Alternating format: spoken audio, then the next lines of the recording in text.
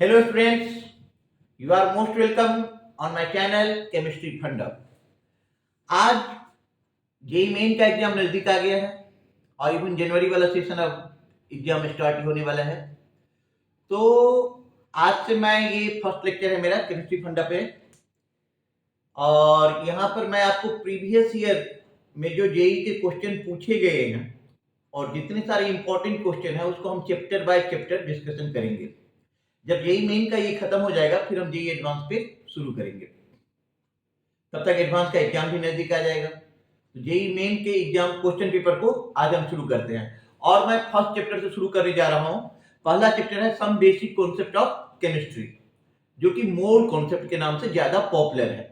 ठीक है, तो इस पे मैं अभी कोई थ्योरी का डिस्कशन नहीं करने जा रहा हूं, कोई डेरिवेशन नहीं करने जा रहा हूं। सिर्फ प्रीवियस ईयर में जो लेटेस्ट प्रीवियस ईयर का क्वेश्चन है जो कि इंपॉर्टेंट है, हम उस पर डिस्कशन करने जा रहे हैं। Let us start right now. देखिए, ये पहला क्वेश्चन है आपके सामने। फर्स्ट क्वेश्चन है, ये जेईई मेन के एग्जामिनेशन में 2023 में आया हुआ है, 2023, मतलब लास्ट ईयर का ये क्वेश्चन है। क्वेश्चन कह रहा है कि when A hydrocarbon A undergoes complete combustion it requires 11 equivalent of oxygen. It requires 11 equivalent of oxygen. ये आप देख रहे हो कि जब किसी हाइड्रोकार्बन का कंबशन होता है तो नीड हो रहा है 11 इक्विवेलेंट ऑफ ऑक्सीजन का and produced 4 equivalent of water. Water कितना प्रोड्यूस कर रहा है बेटा? 4 इक्विवेलेंट। अब क्वेश्चन पूछ रहा है कि what is the molecular formula of A. A का मॉलिक्यूलर फार्मूला क्या होगा? फर्स्ट ऑप्शन है C11H8, सेकेंड ऑप्शन है C11H4, थर्ड ऑप्शन है C5H8 एंड फोर्थ ऑप्शन है C9H8। तो आप लोग क्वेश्चन को समझ गए कि एक हाइड्रोकार्बन है जिसका कंबशन हो रहा है और कंबशन होने के बाद कंबशन होने के लिए 11 इक्विवेलेंट ऑक्सीजन की नीड है और 4 इक्विवेलेंट वाटर की नीड है। तो उस हाइड्रोकार्बन का मॉलिक्यूलर फार्मूला क्या होगा? ठीक है बच्चों, तो क्वेश्चन आप लोगों ने देख लिया। अब हम इसको कैसे सॉल्व करेंगे? तो सपोज कर लो कि जो हाइड्रोकार्बन है उस हाइड्रोकार्बन को आप मान लो कि CHH है। हमें नहीं पता है कि अल्केन है कि अल्कीन है कि अल्काइन है, कोई भी हाइड्रोकार्बन है CHH है। जब हम इसको कंबशन करवाएंगे तो जाहिर सी बात है O2 के साथ कंबशन होगा और O2 के साथ कंबशन होगा तो कंबशन करके जब भी कोई हाइड्रोकार्बन कंबशन होता है तो कंबशन करके ये देता है CO2 प्लस वाटर। ठीक है, तो सबसे पहले क्या करना है कि हमें इस इक्वेशन को बैलेंस करना है। कैसे बैलेंस करेंगे जरा ध्यान देखो। इधर लेफ्ट हैंड साइड में कार्बन कितना है? X है, तो राइट हैंड साइड में भी कार्बन ले लो आप XCO2। अच्छा, लेफ्ट हैंड साइड में हमारा हाइड्रोजन कितना है? Y है, लेकिन राइट हैंड साइड में हाइड्रोजन H2 के फॉर्म में है, तो यहां पर हम ले लेंगे y/2 H2O XCO2। अब बैलेंसिंग का सबसे अच्छा ट्रिक ये कहता है कि आप राइट हैंड साइड के ऑक्सीजन को काउंट कर लो। काउंट करो तो यहाँ पे राइट हैंड साइड में देखो कि ऑक्सीजन इधर है 2H और इधर हो गया plus y/2, 2X plus y/2। यहाँ पर लेफ्ट हैंड साइड में जो ऑक्सीजन है वो किस फॉर्म में है? O2 के फॉर्म में है। O2 के फॉर्म में है तो आप इसको ऐसे भी लिख सकते हो कि 2X प्लस y/2 अपॉन 2। यदि इसको आप सॉल्व कर लोगे तो सॉल्व करके बेटा ये आ जाएगा x अब plus y/4, x plus y/4। अब आप क्वेश्चन देखो, क्वेश्चन में क्या कह रहा था कि 11 इक्विवेलेंट ऑक्सीजन की नीड है और 4 इक्विवेलेंट वाटर प्रोड्यूस हो रहा है। तो according to question y/2 equal to कितना है आपके पास? 4। Hence y इक्वल टू कितना हो जाएगा? 8। Very good, y equal to 8। अच्छा, अब सेकंड पॉइंट यहां पे आप देखिए कि x प्लस y/4 ये गिवन है आपका 11। x plus y/4 equal to 11 and as you know that कि हमने y को ऑलरेडी सॉल्व कर लिया है 8, तो ये हो जाएगा x plus 8 upon 4 equal to 11। ये कट गया 2 से, तो x इक्वल टू 9, तो हमारा CXHY इसका जो फॉर्मूला बनेगा ये बन जाएगा C9 एंड H8, C9H8 जो कि हमारा ऑप्शन बी था, ये हमारा सही आंसर हो गया C9H8। फिर से एक बार समझा देता हूं कि एक हाइड्रोकार्बन जो आप देख रहे हो ये क्या है, ये CXHY है। अच्छा, इस हाइड्रोकार्बन को हमने O2 के साथ कंबशन करवा दिया। O2 के साथ जो हमने कंबशन कराया तो कार्बन डाइऑक्साइड और वाटर दे रहा है। बैलेंसिंग का क्या रूल है कि इधर कार्बन X है तो राइट हैंड साइड में भी XCO2 होगा। अच्छा, इधर हाइड्रोजन Y है, इधर हाइड्रोजन वाटर के फॉर्म में है तो Y/2 लिखेंगे।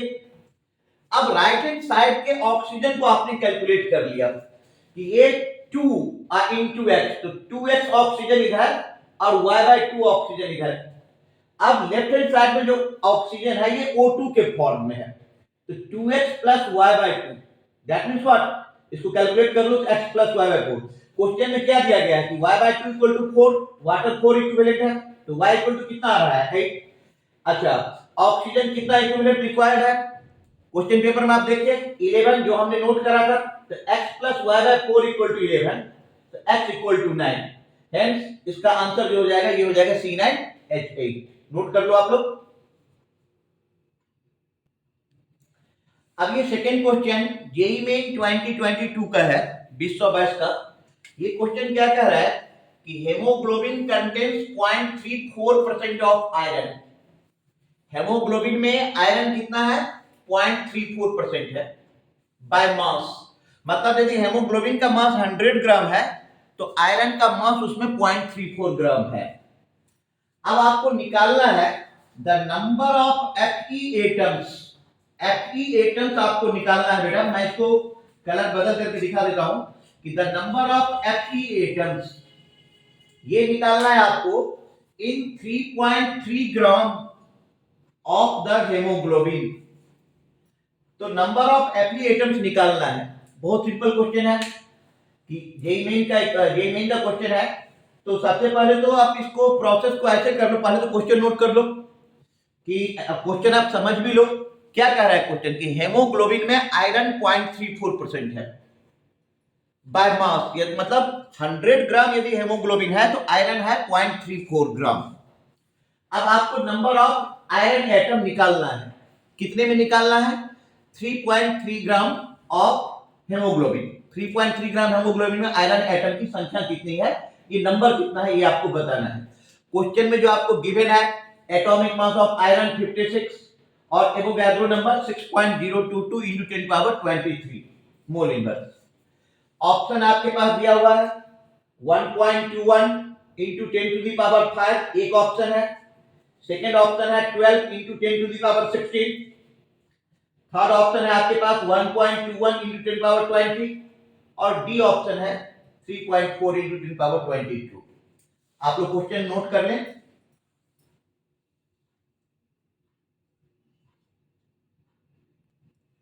देखो अब इसको कैसे सॉल्व करेंगे, तो सबसे पहले आप ये मान के चलो कि 100 ग्राम जो हेमोग्लोबिन है, 100 ग्राम हेमोग्लोबिन में कंटेन 0.34 ग्राम Fe। 100 ग्राम हेमोग्लोबिन में Fe कितना है, 0.34 ग्राम है। 100 ग्राम हेमोग्लोबिन में Fe है 0.34 ग्राम। ओके, तो इसलिए आप बता सकते हो कि 1 ग्राम में ये कितना हो जाएगा, 0.34 अपॉन 100 ग्राम Fe। ठीक है, क्वेश्चन में हेमोग्लोबिन का मास कितना दिया हुआ है, 3.3 ग्राम। अब आप यहां पे ले लो कि 3.3 ग्राम में ये कितना हो जाएगा, 3.3 ग्राम हेमोग्लोबिन में ये हो जाएगा 0.34 डिवाइडेड बाय 100 इंटू 3.3, ये हो गया ग्राम ऑफ Fe। इतना Fe का ये हो जाएगा। अब आपको इसको कैलकुलेट करना है, तो जनरली आपको कैलकुलेटर का यूज करना नहीं है, आपको हाथ से ही कैलकुलेट करना पड़ेगा। लेकिन मैं यहाँ पे हाथ से कैलकुलेट करने करूंगा तो काफी टाइम लग जाएगा, तो मैं यहाँ पे थोड़ा सा कैलकुलेटर का यूज कर लेता हूं, लेकिन आप लोग कैलकुलेटर का यूज ना करें। तो बेटा ये देख लो कि 0.34 इंटू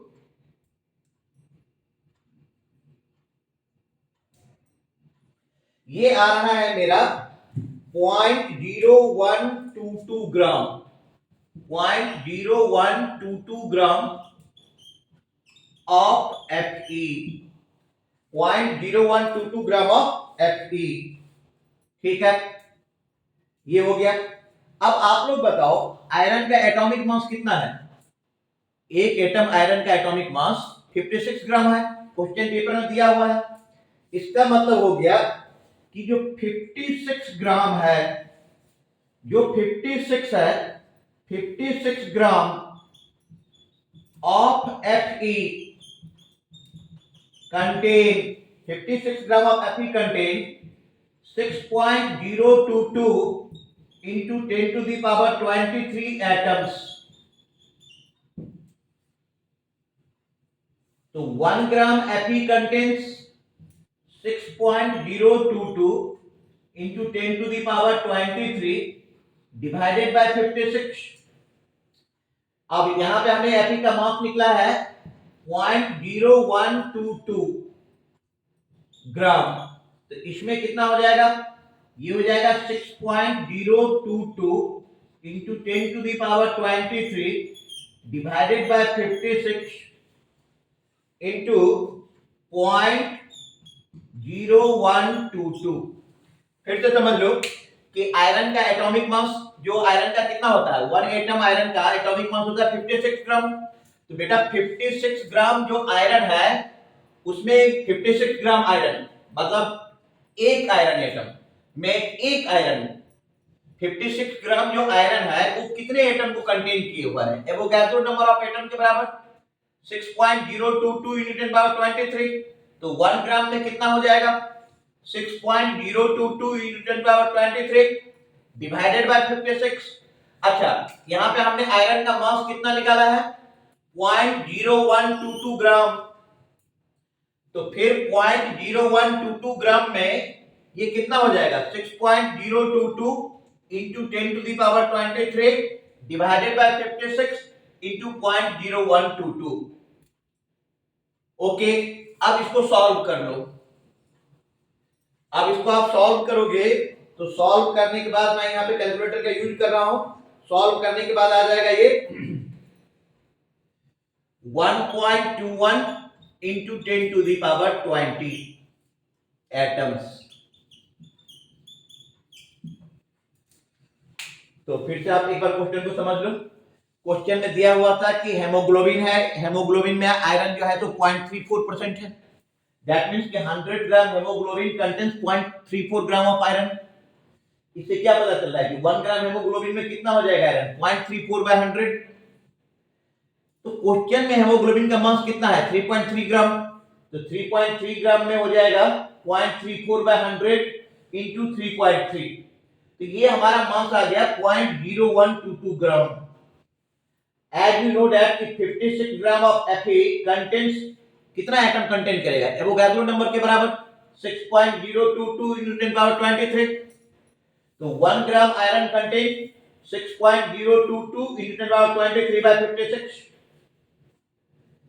और दूसरे ऐसे आप इसको 0.0122 ग्राम में कितना होगा, इस तरीके से इसका आंसर आ रहा है 1.21 into 10 power 20 एटम्स। अच्छा, यदि आप चाहो कि इसको दूसरे मेथड से सॉल्व कर लें तो मैं इसके लिए आपको एक और मेथड बता रहा हूं, वो भी आपके लिए सही रहेगा। मैं आपको बता रहा हूं एक और।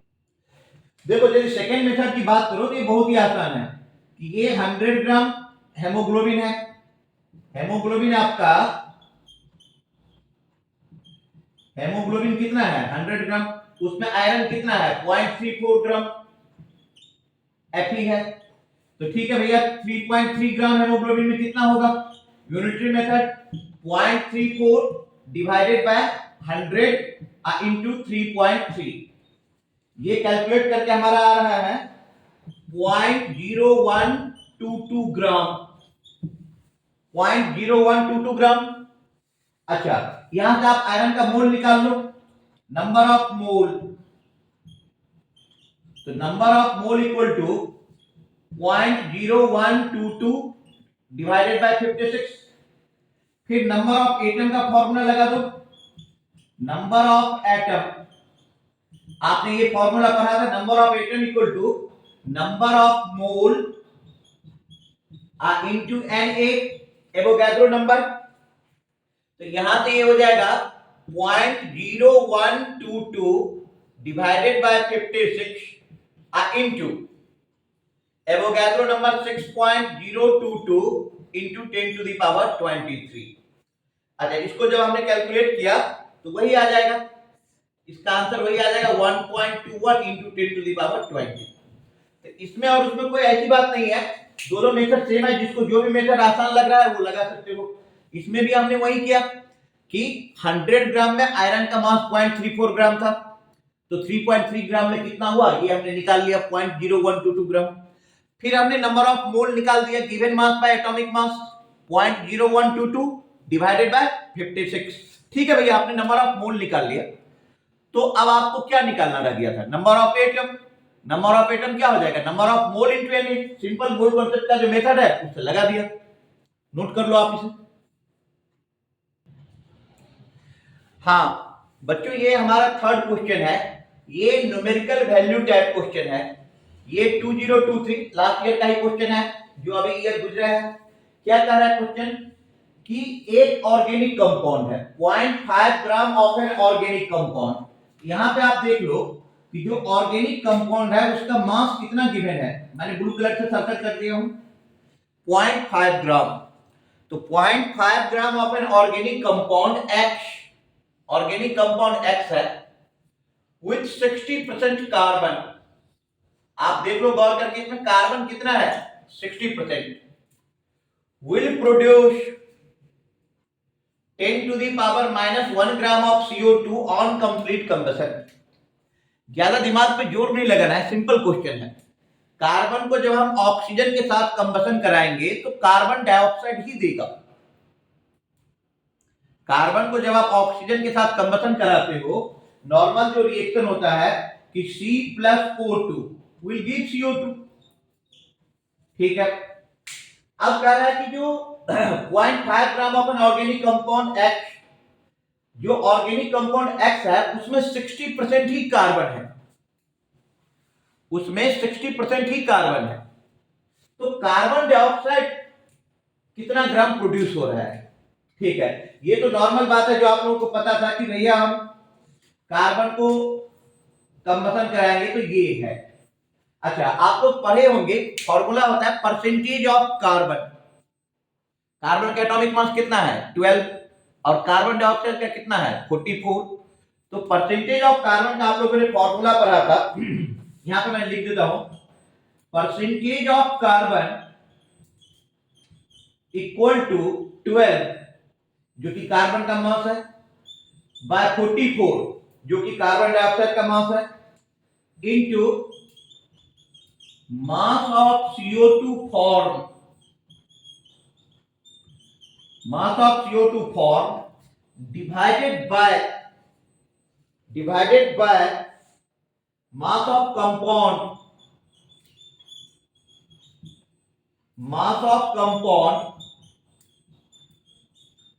into 100।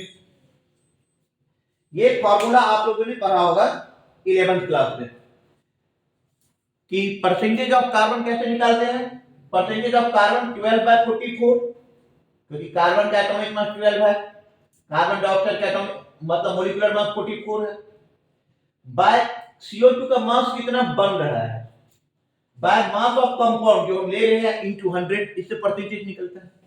अब इस क्वेश्चन को गौर करके देखो तो ऑर्गेनिक मास ऑफ कंपाउंड जो है ये 0.5 ग्राम है, मतलब ये जो यहां पर है मास ऑफ कंपाउंड ये 0.5 ग्राम है। Okay, percentage of carbon question में गिवन है कि बेटा ये 60% है, कार्बन कितना परसेंट है, 60, ये गिवन है, ये गिवन है। हमें मास ऑफ CO2 फॉर्म निकालना है, तो कैसे निकालेंगे, तो कर दो आप, 60 equal to 12 divided by 44 into mass of CO2 form divided by mass of compound कितना है हमारे पास 0.5 ग्राम। ये है हमारे पास बेटा 0.5 इंटू 100